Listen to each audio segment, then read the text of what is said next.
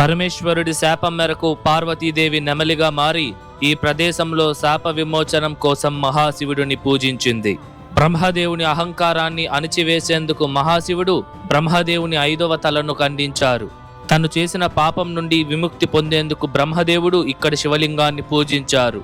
ఈ ప్రదేశంలో సుబ్రహ్మణ్య స్వామి వారు తపస్సు చేసి పార్వతీదేవి దగ్గర వేలాయుధాన్ని పొందారు. ఈ ఆలయంలోని స్వామివారిని తిరుజ్ఞాన సంబంధర్, అప్పర్ మరియు సుందరర్ కీర్తించడం ద్వారా ఈ ఆలయం 276 పాడల్పెట్ర స్థలాలలో ఒకటిగా నిలిచింది. ఈ బ్రహ్మాండమైన ఆలయాన్ని దాదాపు 2000 సంవత్సరాల క్రితం నిర్మించారు. హాయ్ హలో నమస్తే, వెల్కమ్ టు అవర్ ఛానల్ ఆలయ యాత్ర. ఈరోజు మనం ఒక పురాతనమైన మరియు శక్తివంతమైన శివాలయాన్ని అయితే దర్శించబోతున్నాం అన్నమాట. ఇంతకీ ఏంది ఆలయం అంటే శ్రీ కపాలీశ్వరర్ స్వామి వారి ఆలయం. ఈ ఆలయం ఎక్కడుందంటే తమిళనాడు రాష్ట్రంలోని చెన్నైలో ఉన్న మైలాపూర్ అనే ఒక ప్రదేశంలో అయితే ఉంటుందన్నమాట. మనకి చెన్నై సెంట్రల్ రైల్వే స్టేషన్ నుంచి 8 కిలోమీటర్స్ దూరంలో, అలాగే చెన్నై బస్ స్టాండ్ నుండి 13 కిలోమీటర్ల దూరంలో ఈ ఆలయం ఉంటుంది. మీరు చెన్నైలో ఎక్కడి నుంచైనా బస్ నంబర్ 5B అని ఎక్కారంటే మీరు డైరెక్ట్గా ఈ ఆలయానికి అయితే చేరుకుంటారనమాట. ఈ ఆలయం తాలూకా లొకేషన్ కూడా నేను మీకు డిస్క్రిప్షన్లో ఇచ్చాను, చెక్ చేయండి. వీడియోని లైక్ చేసి స్టార్ట్ చేయండి. మన ఛానల్ ఏమైనా సబ్స్క్రైబ్ చేసుకోకుండా ఉంటే సబ్స్క్రైబ్ చేసుకోండి. రండి ఇప్పుడు మనం ఆలయం వద్దకైతే వెళ్దాం. ముందుగా ఈ ఆలయం యొక్క టైమింగ్స్ విషయానికి వస్తే, ఈ ఆలయం ప్రతిరోజు ఉదయం 5 గంటల నుండి మధ్యాహ్నం 12 గంటల వరకు, తిరిగి సాయంత్రం 4 నుండి రాత్రి 9:30 వరకు భక్తులకి అందుబాటులో ఉంటుంది. ఇప్పుడు రండి మనం ఈ ఆలయం లోపలికి వెళ్ళి ఈ ఆలయం యొక్క పూర్తి స్థల పురాణం తెలుసుకుందాం.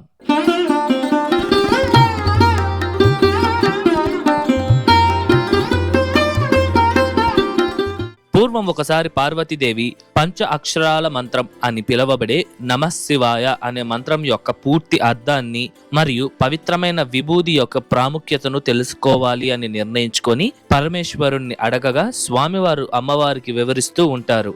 అప్పుడు అదే సమయంలో అక్కడ ఒక అందమైన నెమలి నాట్యం చేస్తూ ఉంటుంది. ఆ నెమలి అందానికి మరియు నాట్యానికి మంత్రముక్తులైన అమ్మవారు స్వామివారు చెప్పే మాటలను పట్టించుకోరు. ఇది గమనించిన స్వామివారికి అమ్మవారిపై విపరీతమైన కోపం వచ్చి నువ్వు నెమలిగా మారిపో అని శపిస్తారు. తర్వాత స్వామివారే అమ్మవారితో నువ్వు భూలోకానికి వెళ్లి తపస్సు చెయ్యి అని సలహా ఇస్తారు. ఇలా పరమేశ్వరుడి సలహా మరియు శాపం మేరకు పార్వతీదేవి అమ్మవారు నెమలి రూపంలో ఈ ప్రదేశానికి వచ్చి పున్నై అనే చెట్టు కింద కూర్చొని ప్రతిరోజు మహాశివుణ్ణి పూజించేవారు.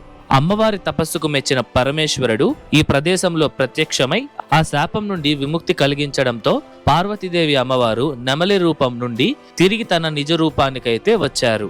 ఈ ఆలయంలోని మరొక పురాణం ప్రకారం పూర్వం ఒకసారి బ్రహ్మదేవుడు తనకి 5 తలలు ఉన్నాయని మరియు తానే జీవరాశులన్నిటినీ సృష్టించానని గర్వం అయితే వస్తుంది.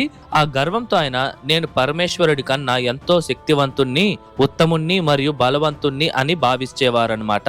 అలా ఒకసారి కైలాసంలో పరమేశ్వరుణ్ణి బ్రహ్మదేవుడు కలిసినప్పుడు స్వామివారితో అగౌరవంగా ప్రవర్తిస్తారు. బ్రహ్మదేవుని ప్రవర్తనకు కోపగించుకున్న మహాశివుడు బ్రహ్మదేవుని 5వ తలను ఖండించారు. దాంతో తను చేసిన తప్పును అర్థం చేసుకున్న బ్రహ్మదేవుడు ఈ ప్రదేశానికి వచ్చి శివుణ్ణి ప్రసన్నం చేసుకోవడానికి ఇక్కడ ఉన్న స్వయంభు శివలింగాన్ని పూజించి తన అహంకారాన్ని పోగొట్టుకున్నారు మరియు సృష్టి కార్యాలను చేసే పదవిని తిరిగి పొందారన్నమాట. ఈ సంఘటన వల్లనే పరమేశ్వరుడికి కపాలీశ్వరర్ అనే పేరు కూడా వచ్చింది. కపాలం అంటే తల అని, ఈశ్వరర్ అంటే సాక్షాత్తు పరమేశ్వరుడు అని అర్థం. సూరపద్ముడు అనే రాక్షసుడితో యుద్ధం చేసే ముందు సుబ్రహ్మణ్య స్వామి వారు ఈ ప్రదేశంలో శివపార్వతులకు తపస్సు చేశారు. స్వామివారి తపస్సుకు మెచ్చిన శివపార్వతులు ఈ ప్రదేశంలో ప్రత్యక్షమై సుబ్రహ్మణ్య స్వామి వారిని ఆశీర్వదించారు మరియు పార్వతీదేవి స్వామివారికి వేలాయుధాన్ని కూడా ప్రసాదించారు. ఆ వేలాయుధంతోనే సుబ్రహ్మణ్య స్వామి వారు తిరుచెందూరులో సూరపద్మన్ అనే రాక్షసుణ్ణి సంహరించారు. అలా సంహరించిన తరువాత స్వామివారు ఆ రాక్షసుణ్ణి నెమలిగా మార్చి తన వాహనంగా చేసుకున్నారు. ఇందుచేతే ఈ ఆలయంలో సుబ్రహ్మణ్య స్వామి వారికి ప్రత్యేకంగా మందిరం కూడా ఉంటుందండి. ఈ మందిరం చాలా చాలా అద్భుతంగా అయితే ఉంటుందన్నమాట. లోపల స్వామివారు వల్లీ దేవయాని అమ్మవార్ల సమేతంగా నిలబడి ఉన్న భంగిమలో దర్శనమిస్తారు. ఇక్కడ ఉన్న సుబ్రహ్మణ్య స్వామి వారిని అరుణగిరినాథర్ తన తిరుప్పుగళ్ళలో కీర్తించారు. అలాగే 63 మంది శైవ నాయనార్లలో 51వ వారైన వాయిలార్ నాయనార్ ఈ యొక్క మైలాపూర్ అనే ప్రాంతంలోనే జన్మించారు. ఇందుచేతే ఈ ఆలయంలో వాయిలార్ నాయనార్ వారికి ఒక ప్రత్యేక మందిరం కూడా ఉంది. పూర్వం ఈ ప్రదేశంలో శివనేసన్ చెట్టియార్ అనే వ్యక్తి నివసించేవారు. ఒకరోజు తన కూతురైన పుంపావైని పాము కాటేయడంతో ఆమె మరణిస్తుంది. అప్పుడు అదే సమయంలో 63 మంది శైవ నాయనార్లలో 28వ వారైన తిరుజ్ఞాన సంబంధర్ తన తీర్థయాత్రల భాగంగా ఈ ప్రాంతానికి వస్తారు. ఇలా తిరుజ్ఞాన సంబంధర్ వారు వస్తున్నారు అని తెలుసుకున్న శివనేసన్ చెట్టియార్ సంబంధర్ వారి దగ్గరకు వెళ్లి తన కూతుర్ని రక్షించమని వేడుకున్నారు. దాంతో సంబంధర్ ఆ తండ్రికి తన కూతురు మీద ఉన్న ప్రేమకు చెలించిపోయి ఈ ఆలయంలోని కపాలీశ్వరర్ స్వామి వారిపై పద్యాలు పాడి స్వామివారిని ప్రసన్నం చేసుకుని మరణించిన ఆ పొంపావై వారిని బ్రతికించారు. తన కూతురు బ్రతకడంతో సంతోషించిన శివనేసన్ చెట్టియార్ తన కూతుర్ని వివాహం చేసుకోమని తిరుజ్ఞాన సంబంధర్ వారిని కోరుకోగా అప్పుడు సంబంధర్ వారు, నేను ప్రాణం పోశాను కనుక నేను తండ్రి లాంటి వాడిని కనుక నేను వివాహం చేసుకోలేను అని చెప్పి ఆ పంపావై వారిని ఆశీర్వదించి ఇక్కడ నుండి బయలుదేరుతారు. అలాగే రామాయణ కాలంలో రాముడు లంకకు వెళ్లే మార్గంలో ఈ ఆలయంలోని స్వయంభు శివలింగాన్ని పూజించారని కూడా స్థల పురాణంలో పేర్కొనబడి ఉంది. ఇప్పుడు మనం స్వామివారిని దర్శించుకుందాం రండి. ఈ ఆలయంలో మహాశివుడు లింగం రూపంలో స్వయంభుగా వెలిశారు. స్వామివారిని శ్రీ కపాలీశ్వరర్ మరియు పున్నైవననాథర్ అనే పేర్లతో పూజిస్తారు. ఇక్కడ స్వామివారిని దర్శిస్తే మానసిక ప్రశాంతత మరియు మెరుగైన ఆరోగ్యం కలుగుతుంది. అలాగే ఈ ఆలయంలో అమ్మవారిని శ్రీ కర్పకాంబికై అమ్మన్ అని పిలుస్తారు. అమ్మవారు నిలబడి ఉన్న భంగిమలో చాలా బ్రహ్మాండమైన రూపంతో దర్శనమిస్తారండి. ఈ అమ్మవారిని పూజించడం ద్వారా వివాహ సంబంధిత సమస్యలు ఏమి ఉన్నా తొలగిపోతాయి. నవరాత్రుల సమయంలో అయితే అమ్మవారికి పూజలను చాలా ఘనంగా నిర్వహిస్తారు.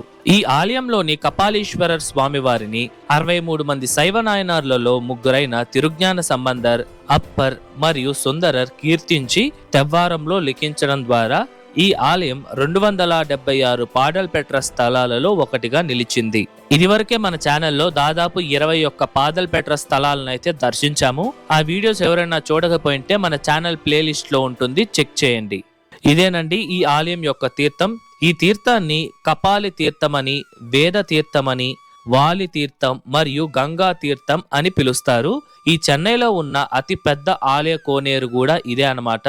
ఇది దాదాపు 617 అడుగుల పొడవు, 464 అడుగుల వెడల్పుతో ఉంటుందన్నమాట.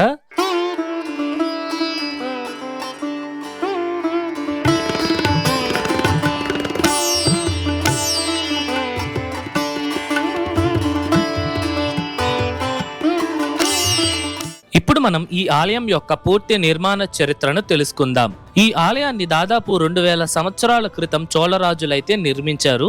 ఈ కపాలేశ్వర స్వామి వారి ఆలయం గురించి 1 నుండి 5వ శతాబ్దం నాటి సంఘ సాహిత్యంలో కూడా ప్రస్తావించారు. అలాగే 18 సంవత్సరాల క్రితం నాటి రోమన్ దేశానికి చెందిన ఖగోళ శాస్త్రవేత్త అయిన టొలోమి తన రచనలలో ఈ ప్రదేశం గురించి పేర్కొన్నారు. దీన్ని బట్టే మీకు అర్థమై ఉంటుంది ఈ ఆలయం ఎంత పురాతనమైనదో. తరువాత 7వ శతాబ్దంలో ఈ ఆలయాన్ని పల్లవ రాజులు నిర్మించారు.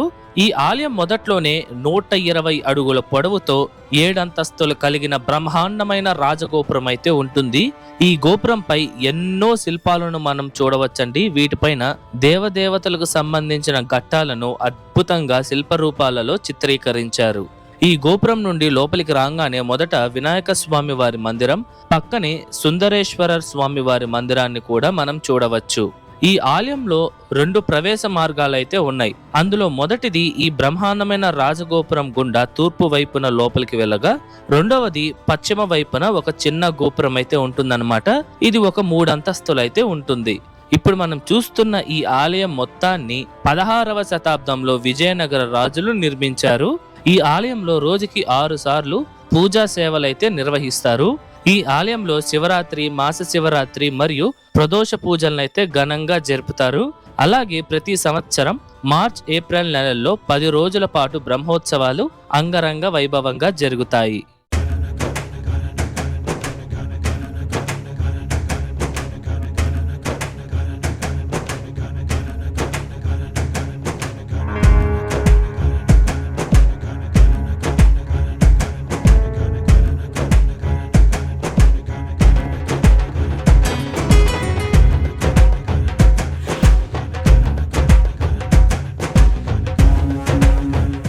ఇదండి ఇవాల్టి వీడియో ఎలా ఉంది, నచ్చిందా? ఐ హోప్ ఈ ఆలయం తాలూకా పూర్తి చరిత్ర మీకు అర్థమయ్యేలా చెప్పాను అనుకుంటున్నాను. మీకు ఎటువంటి డౌట్స్ ఉన్నా సరే మర్చిపోకుండా కమెంట్స్లో తెలియజేయండి, నేను మీకు పక్కా రిప్లై ఇస్తాను. అలాగే ఈ వీడియోకు ముందు మన ఛానల్లో ఇదే చెన్నై నుంచి ఒక 15-20 కిలోమీటర్ల దూరంలో ఉన్న తిరువెరంకాడు అనే ప్రదేశంలోని వేదపురీశ్వర స్వామి వారి ఆలయాన్ని అయితే దర్శించాము. అంతేకాకుండా కాంచీపురంలోని సెవిలిమేడు అనే ప్రదేశంలో ఉన్న శ్రీ లక్ష్మీనరసింహస్వామి వారి ఆలయాన్ని, కూర్మత్తాల్వార్ వారు జన్మించిన కూరం అనే ప్రదేశంలో ఉన్న ఆదికేశవ పెరుమాళ్ ఆలయాన్ని కూడా మనం దర్శించాము. ఈ 3 వీడియోస్ తాలూకు లింక్స్ నేను మీకు డిస్క్రిప్షన్లో ఇచ్చాను, చెక్ చేయండి. ఈ వీడియో ఎలా ఉంది, నచ్చిందా? నచ్చితే లైక్ చేయండి, మీ ఫ్రెండ్స్ అండ్ ఫ్యామిలీస్కి షేర్ చేయండి, అండ్ దయచేసి మన ఛానల్ని సబ్స్క్రైబ్ చేసుకోండి. మరొక అద్భుతమైన ఆలయ వీడియోతో మీ ముందుకు వస్తా. అంతవరకు మీ శివవర ప్రసాద్ సైనింగ్ ఆఫ్.